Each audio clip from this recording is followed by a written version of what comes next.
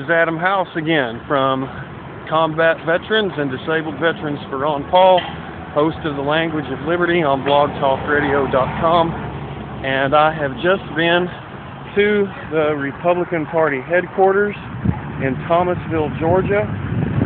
Today is August the 15th of 2012. This is Wednesday, and this is the last day of the Liberty Tour to Tampa in the Georgia area. Tomorrow will begin the trek in Florida, and on my way to Tampa. I just came out of the Republican Party headquarters here in Thomasville from talking to the workers in there, and very nice folks. Had a good little conversation. Interrupted their lunch. Apologize for that if you all get to see this video, but appreciate the conversation and letting me cool off for just a few minutes. Now, I'm not going to say any names or anything because I appreciate anybody who's working to try to make this a better country. But I was asked today what the Ron Paul supporters were going to do in this election, if we were going to be supporting Mitt Romney or not. My answer to that is probably not. Probably will not be supporting Mitt Romney, but I can only speak for myself. If you're a Ron Paul supporter and you feel the need to support Mitt Romney, then that's on you. That's not for me to decide. So, I was asked about my support, and my answer is that I will not be supporting Mitt Romney, come hell or high water, and that Mitt Romney actually demonstrated in protest in favor of the draft for Vietnam. You can check this out for yourself. Google it. There's pictures out there. There's articles out there that's been written about this.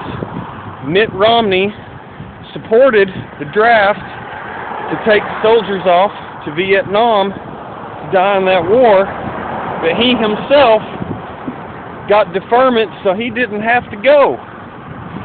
And I absolutely refuse to support somebody who would send somebody else off to die in his place but wouldn't do it himself. That's a total disqualifier from being Commander-in-Chief of the United States Armed Forces. Don't care what you say. Romney and Obama, neither one are good for this country. Neither one of them abide by the Constitution, and neither one of them are acceptable to those of us who really care about constitutionally limited government and individual liberties. So, that's not what I really wanted to talk about today, though. That's just what happened just now. What I really wanted to talk about today was fear. When I say fear, I want to remind you on my little Liberty tour to Tampa here that this is partially being done as a way to stand up for the rights and for the betterment of my fellow veterans. Fellow veterans, we do not have to live in fear. Those of you that have come back from overseas duty, Afghanistan, Iraq, even the old-timers, in all due respect, Vietnam-era veterans, the World War II veterans that we may still have around, the Korean veterans, and all the other conflicts that our nation's been involved in as veterans.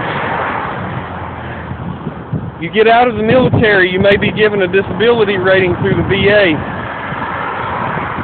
And if that happens, you get a piece of paper, and it talks about what your health issues may be that are related to your service in the United States military.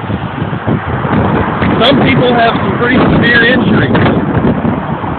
Sometimes people come back as amputees, come back with all sorts of anxiety and depression issues, chronic severe post-traumatic stress disorder, and other debilitating disorders that can make it extremely difficult